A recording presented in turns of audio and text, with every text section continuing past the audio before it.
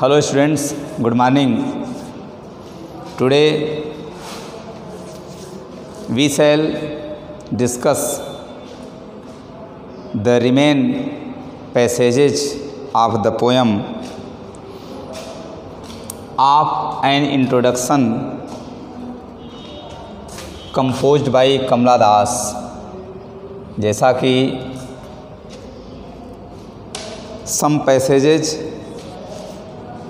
which has been not discussed, these lines and these passages are remain. So going on the poem and introduction, we shall discuss the poem and introduction. Some lines which has been discussed, जो पंक्तियाँ इसके पहले जो है discuss की जा चुकी हैं, उसके बाद इन पंक्तियों पर डिस्कस होना है, इन पंक्तियों पर एक्सप्लेन करना है। तो जैसा कि आप जान चुके हैं कि अभी जो कमला दास है या पोएटेस जो है वो ये बात कह रही है कि हमें भी अकेला क्यों नहीं छोड़ दिया जाता, मतलब मुझे अकेला क्यों नहीं छोड़ दिया जाता, मुझे एक भाषा में सीखने की स्वतंत्रता क्यों नहीं मिल जाती, जबकि वो भाषा यहाँ है वहाँ नहीं है। उस भाषा से व्यक्ति कुछ देख सकता है, उससे जागरूक हो सकता है। इसी की संदर्भ में व्याख्या करते हुए, एक्सप्लेन करते हुए कमला दास आगे बताती हैं, नॉट द डीप। यहाँ पर जो बातें बताई जा रही है वो उसी भाषा से संबंधित है, कमला दास के उसी विचारों से संबंधित है जिस विचार को वो स्वतंत्र रूप से व्यक्त करने के लिए समाज के पुरुष वर्ग से स्वतंत्रता चाहती हैं कि इस पुरुष समाज में स्त्रियों के साथ किस प्रकार का ट्रीट होना चाहिए, किस प्रकार का व्यवहार होना चाहिए। इसी के संदर्भ में इसी पर वो चर्चा करते हुए आगे कह रही हैं। तो आप यहाँ देख सकते हैं, not the deep blind speech of trees in storm or the monsoon clouds or rain. मतलब यहाँ पर अब जो है वो संज्ञा दी जा रही है कि नॉट द डीप गूंगा नहीं है, ब्लाइंड स्पीच मतलब कहने का तात्पर्य है कि जिस प्रकार से पेड़ जो होते हैं, तूफ़ान जब आता है, तूफ़ान में जो आवाज़ें आती हैं, तो कहने का मतलब कि तूफ़ान की जो सरसराहट की आवाज़ होती है, उसी के रेफरेंस में कमला दास जी ये कहती हैं कि वो कोई बहरा नहीं है। बहरे का मतलब होता है कि केवल आवाज़ करे और सुने ना। तो बताया जा रहा है कि वो तूफ़ान की भांति, जैसे तूफ़ान आने पर मतलब कि जैसे क्या कहते हैं कि तूफ़ान में पेड़ों से सरसराहट की आवाज़ आने लगती है, या जब जो पेड़ होते हैं तूफ़ान के समय उसमें आवाज़ आने लगती है, वो आवाज़ सुनाई नहीं पड़ती, उस प्रकार से ये नहीं है। ब्लाइंड अंधा भी नहीं है। जैसे जो बरसात होती है, बरसात की भांति, जैसे मानसून जब आने पर बरसात होने लगती है, तो बरसात की भांति वो अंधा नहीं है, केवल और केवल बारिश हो रही हो। Or monsoon clouds or rain मतलब कि मानसून आने पर जो बरसात होती है तो वो उसको बताया जा रहा है। पोएटेस से कहती हैं कि उसकी भांति ये अंधा भी नहीं है, उसकी भांति ये गूंगा भी नहीं है कि कुछ बोल न सके तूफ़ान के समय, बरसात के समय। Or inheritance muttering of the blazing funeral fire, ये भी कहा जाता है कि जिस प्रकार से चीते की आग जलती है, उसमें आवाज़ आती है, तो वहाँ भी कुछ सुनाई नहीं पड़ता है। मतलब यदि चीते की आग जल रही है, अगर किसी को कुछ सुनाई पड़ेगा तो उसमें उसको रिएक्शन होता है। तो ये कह रहे हैं कि वो चीते की जलती हुई आग की भांति भी नहीं है। मतलब वो जो भाषा है, वो जो ज्ञान है, उसको हमको सीखने की स्वतंत्रता प्राप्त की जाए, ऐसा कमला दास जी कहती हैं। आगे है आई वॉज चाइल्ड। अब देखिए यहाँ पर जो इंट्रोडक्शन नाम की जो एक कविता है, अब थोड़ा सा अभी जो इनका रोल्स है, the role of Kamala Das which has been introduced in the society of the male, in the society of the human beings. So after introducing, Kamala Das reached at the point where she has to give an important role to the society. So the questions which is being asked or which is being raised in the society from that people or from this society, these questions which has been asked here, these are related to the people who can blame on the woman. So it is said that, अब यहाँ बात बताई जा रही है, वो introduction की बात आ रही है। अभी तो उन्होंने अपना जो है समाज में उनकी जो क्या भागीदारी होती है भाषा सीखने की, जानने की, समझने की, उस पर चर्चा हो रही थी। अब यहाँ पर वो अपने इंट्रोडक्शन की बात, जो कविता की मुख्य भूमिका है, उसकी जो आत्मा है, I was child and later they, बाद में उन लोगों ने, उन लोगों का मतलब the people of the society, यहाँ पर जो भाव है, बाद में उन लोगों ने मुझसे कहा, बाद में उन लोगों ने मुझसे कहा, क्या कहा, मतलब ये जब इन्होंने बताया कि आई वॉज चाइल्ड, मैं एक बच्ची थी, मैं एक छोटी सी थी, तो अब मैं छोटी सी उम्र को जो है आगे कवर करते हुए, मतलब अब उससे मैं क्रॉस हो रही हूँ, तो I was child and the later they told me, मैं जब बच्ची थी उसके बाद उन लोगों ने हमसे पूछा, क्या पूछा, आई ग्रीव, जब मैं बड़ी हो रही थी, थोड़ा सा, फार आई बीकेम टॉल, मैं थोड़ी सी लंबी थी, मेरी जो लंबाई थी, मेरे शरीर की जो लंबाई थी, जो मैं लंबी थी, उसके बारे में उन लोगों ने कहा कि अब मैं बड़ी हो गई हूँ। आई ग्रीव फार आई बीकेम टॉल, मैं जब थोड़ी सी जो मेरी लंबाई थी, मेरे शरीर की जो लंबाई है, तो उन लोगों ने कहा कि अब मैं बड़ी हो गई हूँ। बड़ी कब हो गई थी, जब वो बड़ी हो गई थी, तो उन लोगों ने उसकी लंबाई को देख करके उसको कहा कि अब तुम बड़ी हो गई हो, अब तुम्हारी अवस्था जो है मतलब बचपन से थोड़ा सा ऊपर की हो गई है। तो इस प्रकार से यहाँ पर जो भाव है, कमला दास जो कह रही हैं कि उन लोगों ने मुझसे कहा, चूँकि उनके शरीर के विकास को देख करके उन लोगों ने उनसे तर्क किया कि अब आप बड़ी हो गई हो। अब देखिए वो घटना घटेगी जो उन्होंने लिखा है ऑटोबायोग्राफिकल वर्ड्स में, माई लिम्स स्वेल्ड, मतलब ये कह रहे हैं कि मेरे जो अंग थे, मतलब यहाँ कहने का भाव है थोड़ा सा जैसा कि यूथनेस पर चर्चा हो रही है, और I mean to say that this poem and introduction is related to the real life of Kamala Das. So such kind of incidents has been occurred in the life of Kamala Das. So the incidents which occurred into the life of Kamala Das, so these incidents were being discussed today in this passage. She is giving the fact, or she became very tall, means the girl which is being discussed here, she has been grown, वो बड़ी हो गई है। सो it is said that, ये अपने आप को introduce भी कर रहे हैं कि माई लिम्स, अब ये लोग कब कह रहे थे कि तुम बड़ी हो गई हो, इसकी मतलब कि इसके शरीर के विकास को देख करके, जब वो बड़ी थी, अभी तो वो छोटी थी, छोटी होने के छोटी होने के बाद जब वो बड़ी होने लगी, चूँकि उसकी लंबाई ज़्यादा थी, मतलब लंबी हो रही थी, लंबी थी, तो उन लोगों ने उससे कहा, the people said to Kamala Das, she has been grown, she has crossed his young age, she has reached in youthness.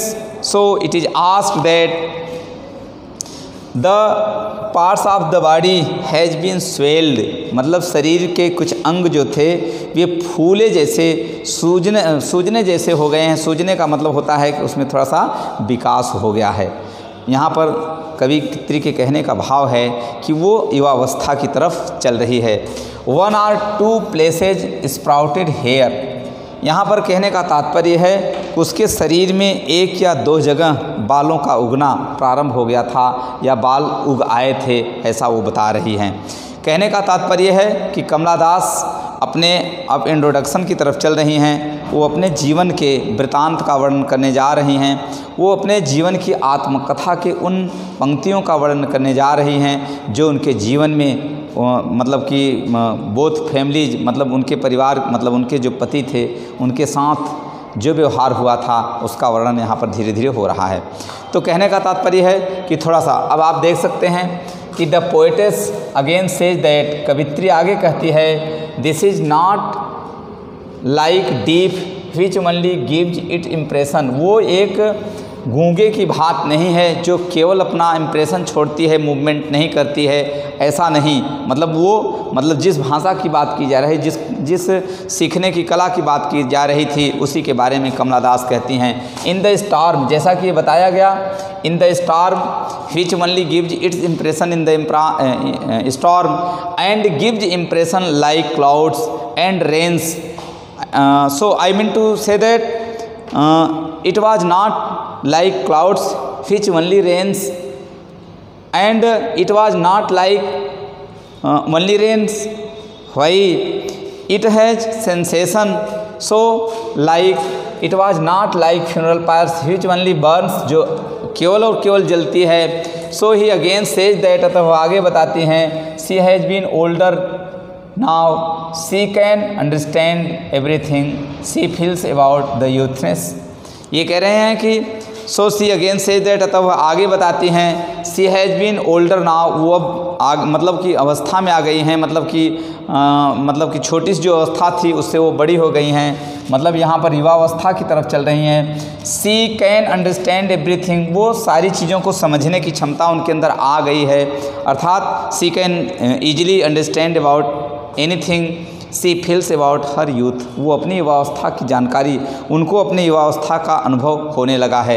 So you can see that, you can see here not the deep blind, जैसा कि आप लोग देख रहे हैं कि पिछले video में हमने जो है बताया था कि वो एक ऐसी भाषा है जिससे हम कुछ सीख सकते हैं, कुछ बोल सकते हैं। यह इंसानों की भाषा है, यह अंग्रेजी इंसानों की भाषा है जिसको मुझे अकेले छोड़ दिया जाए सीखने के लिए। उसी के संदर्भ में यहाँ तक उनका जो वक्तव्य है उस भाषा को सीखने में, भाषा को सीखने का मतलब है गिव्स फ्रीडम, स्वतंत्रता देने का मतलब हो। यहाँ पर गॉड फ्रीडम मतलब स्वतंत्र होने की बात कही जा रही है। और अब यहाँ पर जैसा कि I was child and later they told मी, बाद में उन लोगों ने कहा, जब तक वो बच्ची थी, छोटी सी थी, तो उसके बाद जब वो सयान मतलब वो अवस्था में जाने लगी, चूँकि उसकी लंबाई, उसके शरीर की लंबाई थी, उसकी शरीर लंबी हो गई थी, तो इस प्रकार से उन लोगों ने कहा कि अब आप बड़ी हो गई हो। चूँकि बड़ी होने का इंट्रोडक्शन, बड़ी होने का परिचय खुद कमला दास कहती हैं कि बड़ी होने का मुझे आभास होने लगा है,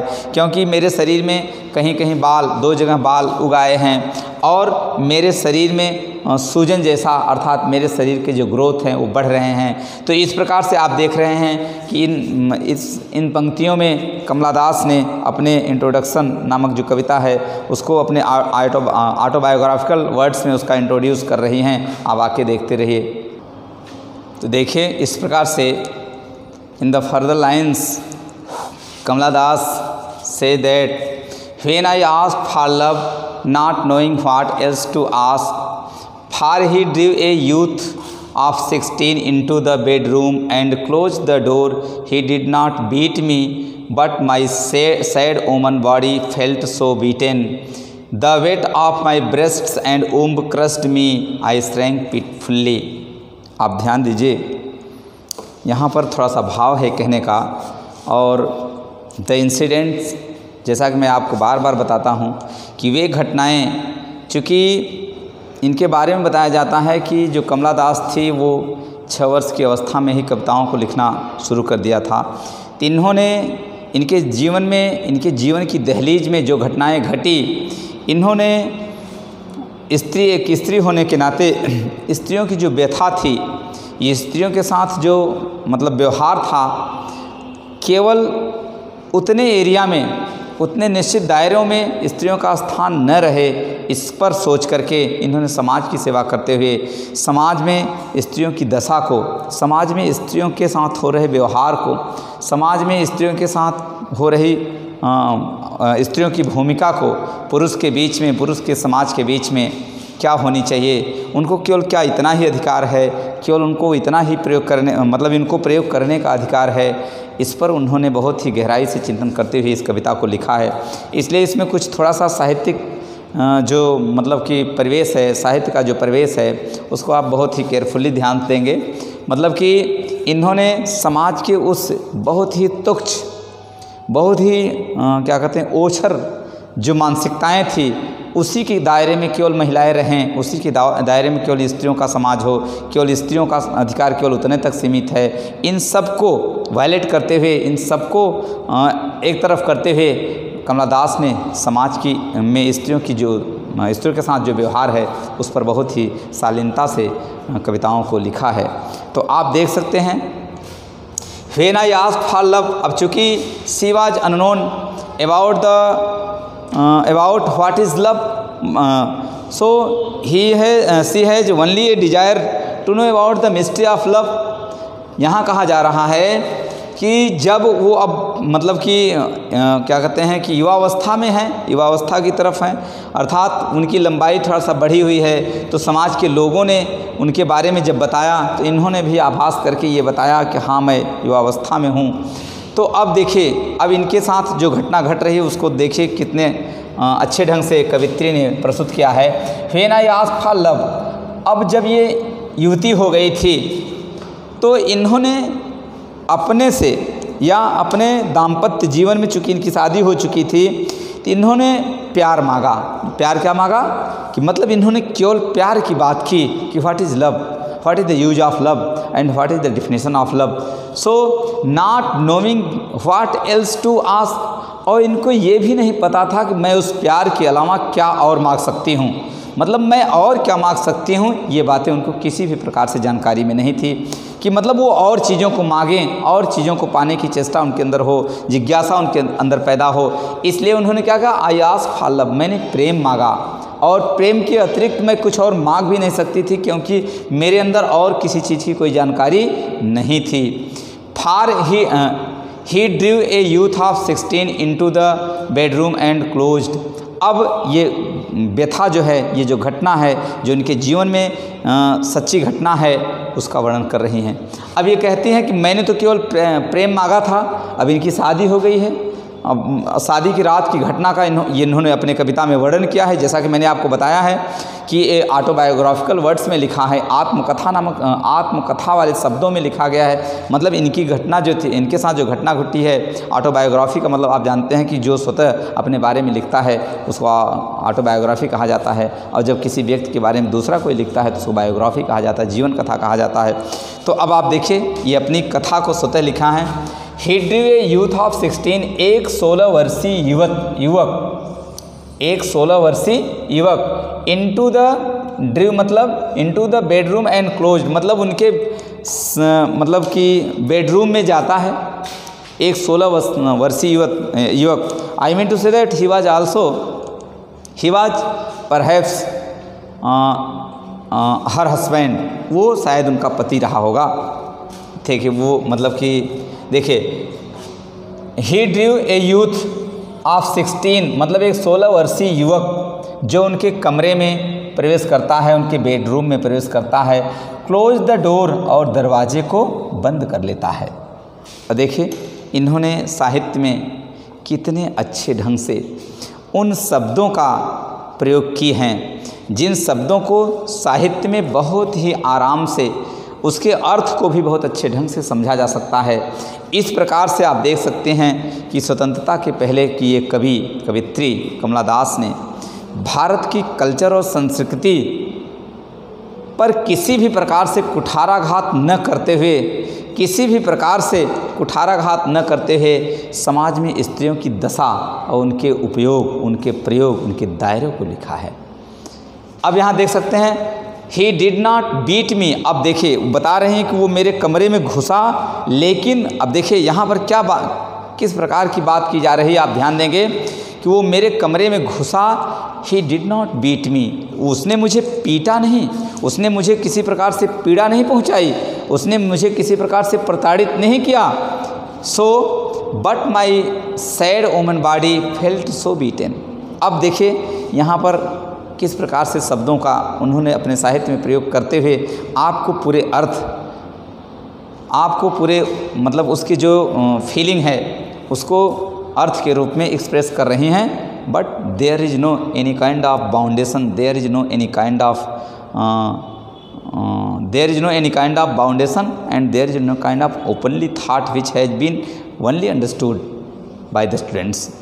but my sad woman body felt so beaten. लेकिन जो मेरी मुरझाई हुई शरीर थी, मेरी जो प्रताड़ित शरीर थी, उसको देखने से लग रहा था कि मेरे शरीर के साथ, मेरे साथ, शरीर का मतलब होता है मेरे साथ कुछ न कुछ घटनाएं घटी हुई हैं। वो कैसे मालूम हो रहा था? क्योंकि उनकी शरीर के साथ जो जिस प्रकार से व्यवहार हुआ था, उनके शरीर के साथ जिस प्रकार से व्यवहार किया गया था, मतलब उनको मारा पीटा नहीं गया था, लेकिन शरीर की व्यथा बता रही थी। The condition of the body is showing that some has been crushed by that man who entered the bedroom of Kamala Das. So it is appearing that some happening has been happened, कुछ घटनाएं घटी हैं। But my sad woman body felt so beaten, मतलब पीटी हुई, प्रताड़ित की हुई, छेड़छाड़ किए हुए शरीर, मतलब उस वुमन सैड बॉडी, मतलब उसकी शरीर, मतलब दुखी शरीर ये प्रदर्शित कर रही थी कि उसके साथ कुछ न कुछ घटना घटी है। The weight of my breasts and womb crushed me, ये बता रहे हैं कि मेरी छाती को, मेरे और मतलब अंगों को क्रस्ट किया गया है। मतलब क्रस्ट का मतलब होता है उसको थोड़ा सा प्रताड़ित किया गया है, उसको टच किया गया है, उस पर खरोच आई है, उस पर खरोच के निशान हैं, स्पर्श के निशान हैं, धक्का मुक्की के निशान हैं। इस प्रकार से वो बताती हैं कि मेरे वेट ऑफ माई ब्रेस्ट, मतलब उसकी छाती के वजन से मालूम पड़ रहा था, उसके अंग को क्रश करने की साफ झलक उसमें दिखाई पड़ रही थी। आई श्रैंक पिटीफुली, मैं इन सब व्यवहारों से लज्जित हो गई। कमला दास कहती हैं कि मैं इन व्यवहारों से क्या हो गई? लज्जित हो गई। लज्जित होने का तात्पर्य है कि उनको ये फीलिंग हो रही थी, Kamala Das was feeling also she has been crushed by that man, मतलब उनको ये आभास हो रहा था कि मुझे जो है कुचला गया है, मुझे जो है क्रश किया गया है, ऐसा उनको आभास हो रहा था। So I mean to say that in this passage Kamala Das is expressing about her own incident, which incident has been occurred into her personal life.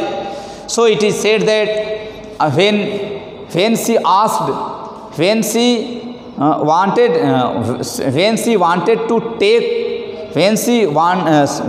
wanted to know about the love, why she is unknown about the other questions, she is unknown about the other asking things, why she does not know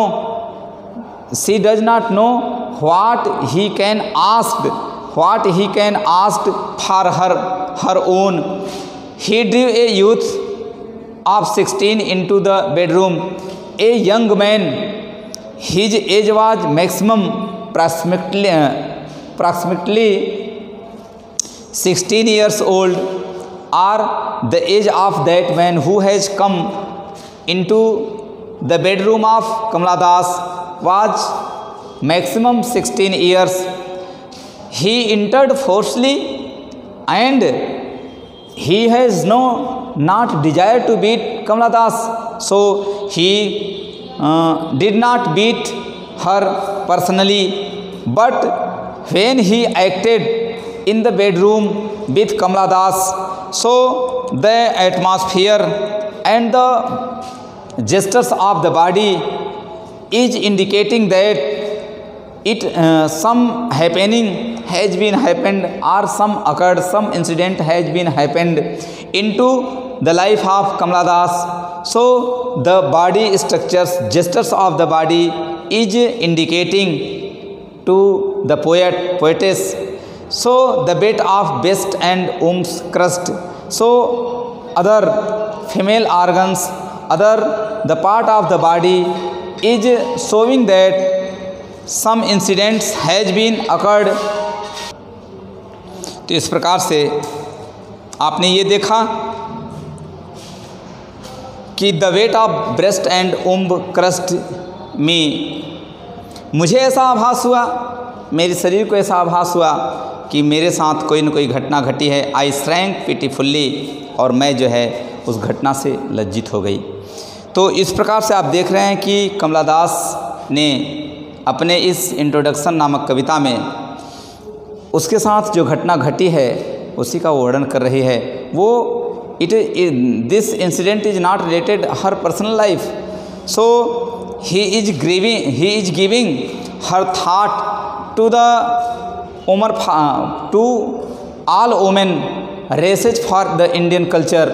मतलब भारतीय संस्कृति के लिए जो महिलाओं का, मतलब कि महिलाओं को जिस दृष्टिकोण से देखा जाता है समाज में, उस पर मतलब उन पर हो रहे अत्याचार, उन पर हो रहे कुठाराघात, या उनकी स्वतंत्रता को छीनी जा रही थी, या उनकी स्वतंत्रता को कम किया जा रहा था, उनको किसी भी प्रकार से समाज में पूर्ण रूप से सारी चीज़ों की स्वतंत्रता से जो है और उनके सारी चीज़ों की स्वतंत्रता से उनको दूर किया जा रहा था।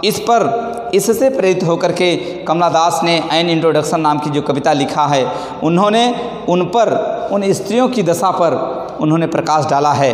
तो आप देख सकते हैं कि इस प्रकार से इस कविता में कमला दास ने अपना परिचय देते हुए, मतलब कि अभी अपनी स्वतंत्रता की बात करते हुए, जैसे वो उन्होंने जो स्वतंत्रता मांगी है कि मुझे अकेला क्यों नहीं छोड़ दिया जाता है, मुझे किसी भी विषय पर, किसी भी चीज़ों पर मुझे जानने के लिए, किसी भी चीज़ों पर मुझे समझने के लिए अकेला क्यों नहीं छोड़ दिया जाता, क्या मुझे ये अधिकार प्राप्त नहीं है, ऐसा वो बार बार कहती हैं।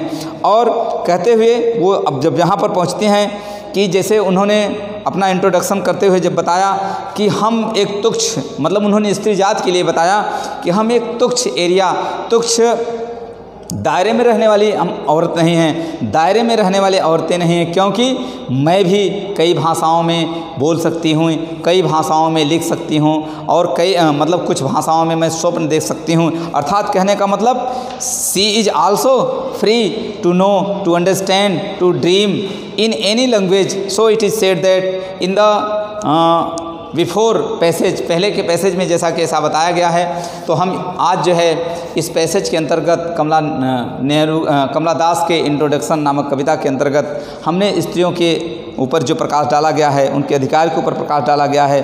अभी हम आगे देखेंगे कि जब इस प्रकार से कमला दास को लज्जित किया जाता है, कमला दास लज्जित हो जाती हैं अपनी दशा को देख करके, उनके साथ हुए व्यवहार को देख करके। वो ये समझती हैं कि क्या केवल मेरा उपयोग यहीं तक है, क्या मैं इसी प्रयोग के लिए बनाई गई हूँ, क्या मेरा यही उपयोग है कि एक व्यक्ति के पुरुष के समाज में स्त्रियों के साथ इसी प्रकार से व्यवहार होना चाहिए।